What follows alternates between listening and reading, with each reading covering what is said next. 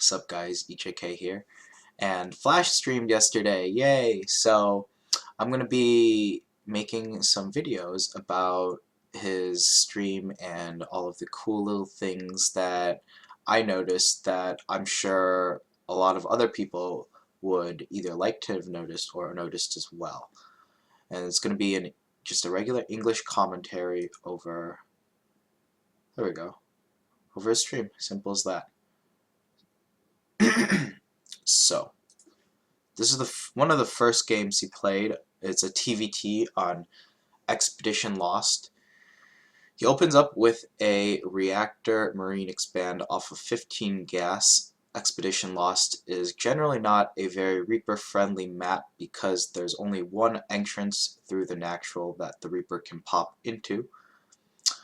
Right, now, since you're not going to have the Reaper scout to know what your opponent is doing early on in the game, and you're not going to have some fast form of aggression, like if you go for a gas first build, you're generally going to have to scout with your SCV. Flash scouts at about 14. His SCV at 14 supply pops out about 2 minutes, and it'll be able to get to his opponent's base in time to see a Marine pop out, no Marine pop out, and it's a Reaper, or a barracks just about to finish.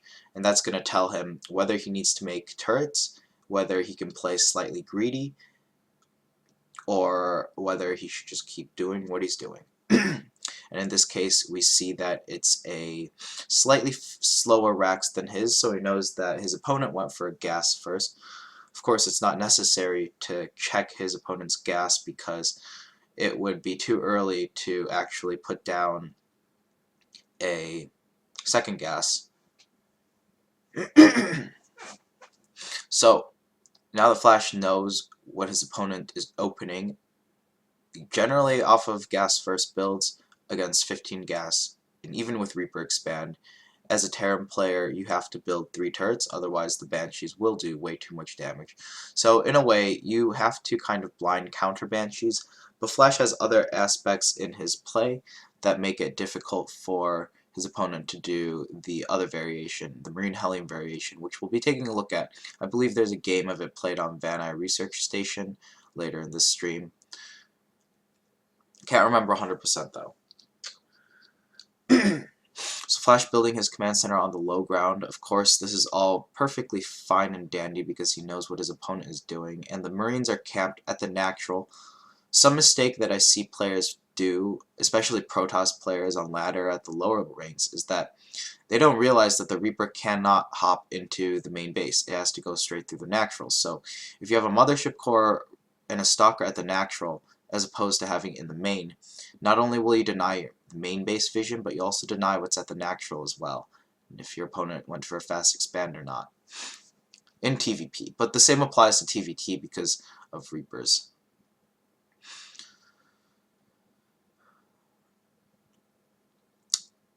For Flash's mid-game, I briefly mentioned him needing to build 3 missile turrets. He builds them in a very nice location. All of his buildings actually are in a very nice location, and by that I mean his 3rd turret not only covers the reactor on the barracks from being picked off, it also covers the other half of his mineral line as well, because a nice sweet spot that Banshees can camp in is in between the main and the natural in that dead airspace. It can be awfully hard to shut a Banshee down.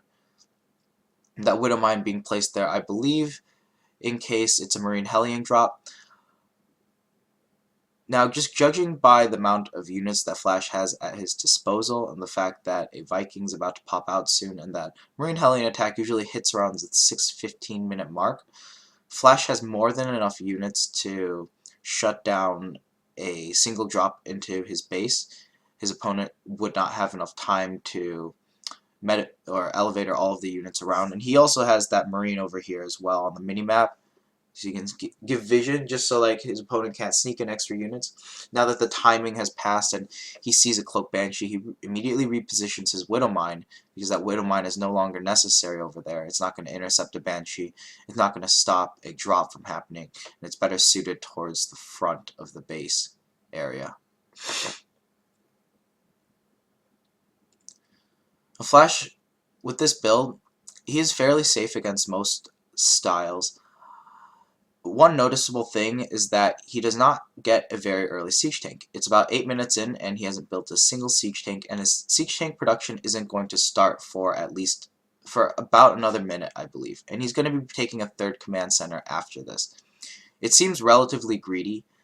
However, he is sending a medevac with a Widow Mine drop or just a Widow Mine and 6 Marines to drop in his opponent's base and to obtain scouting information as well.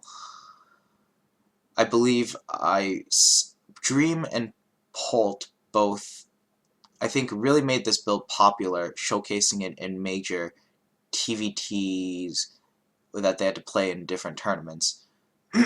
Just the Widow Mine drop, Reaper expand into a kind of 3-base Marine tank play, but they both favored, they didn't favor Vikings, and they didn't favor fast third command center. Flash, on the other hand, is getting a very fast third command center, and he's getting sky control behind it. So his siege tank production has now started. He's going to have a relatively late siege tank, but because he has this drop out on the map, if his opponent was to push him at this time, this drop would deal a lot of damage, and it would kind of turn into a semi-base trade situation, in which Flash would most likely win because he has the defender's advantage, and he's just doing light harass, whereas his opponent is doing a very big attack. He's also shutting down the rocks as well to make it difficult for his opponent to move around the map. By shutting out these 2 rocks, you eliminate the closest rush distance between the 2 bases, so that the only way left to go around the map is this way, through that watchtower and then through the rocks. And already having a couple siege tanks, he also has Viking air superiority, he also has a Raven.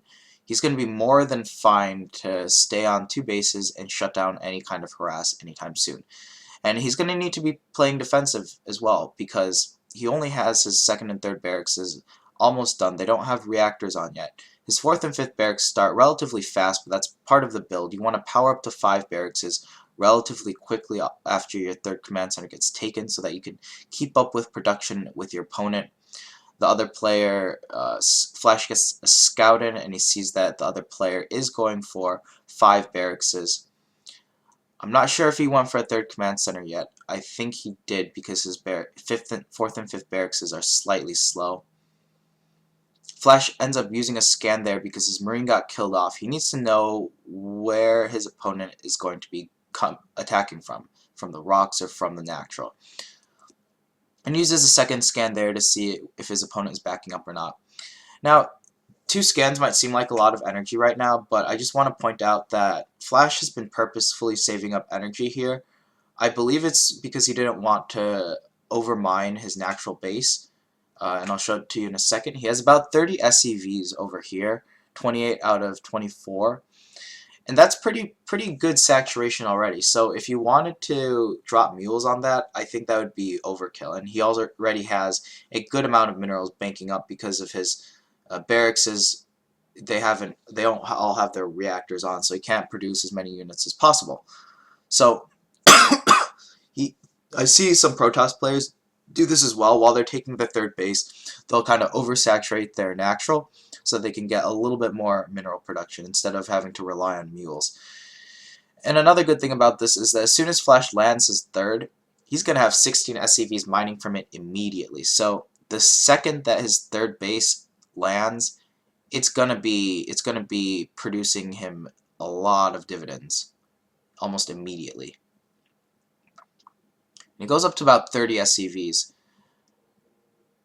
I think like 31 or 32 is the magic number, so then you can just move over 16 SCVs to the 3rd base, and then you'll be good. So Flash, going into the mid-game, has a lot of siege tanks. He has 5 siege tanks. He didn't start making them until about 10-ish minutes, but it only takes 45 seconds to make a siege tank. So you can start to pile up siege tanks relatively fast. And only now has his first 2 medevacs actually arrived at about the 13-minute mark. He has his Vikings, he has a bunch of siege tanks and Marines, and he hasn't sieged up any of his units as well because he wants his army to be as mobile as possible. In TVT, you want to siege up at the last possible second so that you can get the best possible engagement. And here his opponent was just caught out of position. He had a slow reaction time, and he ends up losing a bit too many units before, and Flash ends up getting, Flash sieges up, he sieges up first, right before his opponent. If his opponent just kept backing up, I think he would have been okay.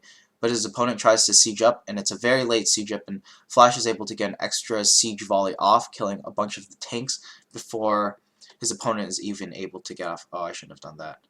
Should have been able to get off a single volley. Actually, let me keep it at this.